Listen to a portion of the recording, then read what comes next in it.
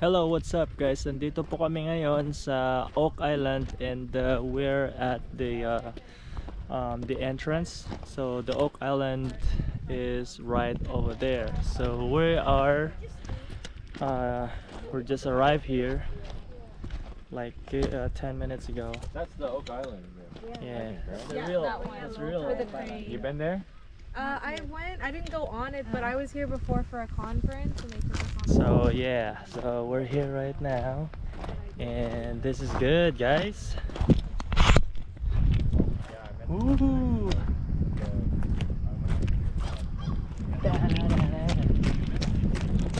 Let's go, let's run it! Oh.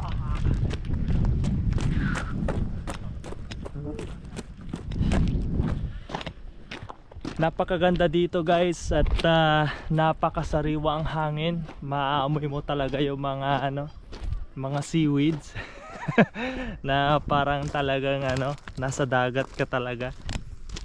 Tapos madami pang tae. So eto, end of the line guys. So ito pala yung pier. Pier pala to. So dito sila ayan. So ito, dito sila pumapasok para mag-park dito yung mga boat. Siyempre, it's a private property. That's why meron silang parang gate na ganito. And it's good. Ayan. I'm here. Ooh, I'm here right now. Look at that.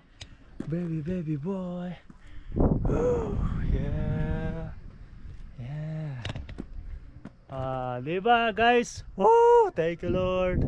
And this is that is Oak Island. Yeah, that is Oak Island guys.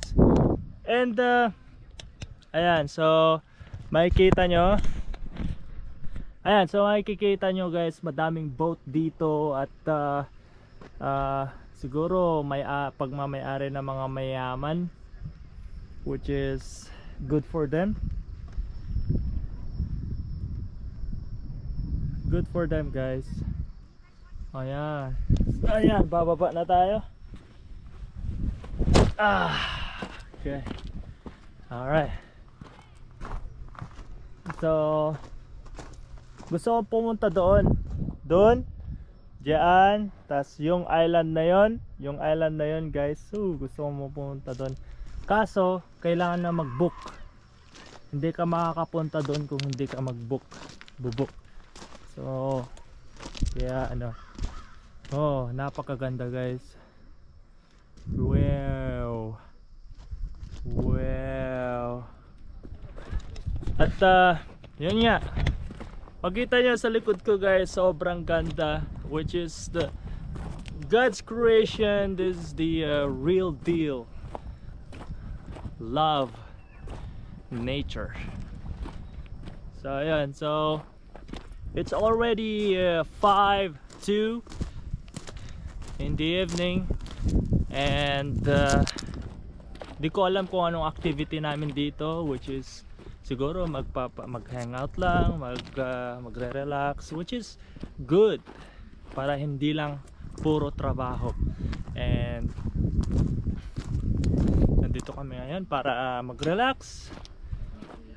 So we're here right now.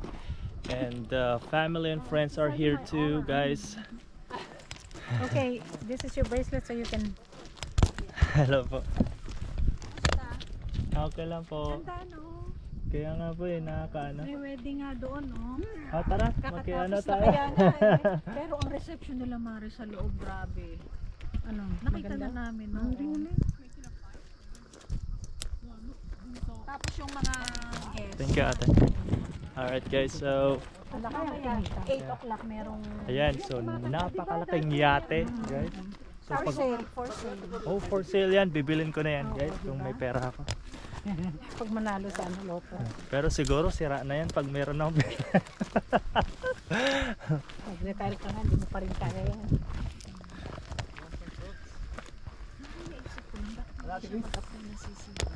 Sino? Sino? wow. Kahit na. Hindi mo, ito naman nakikita.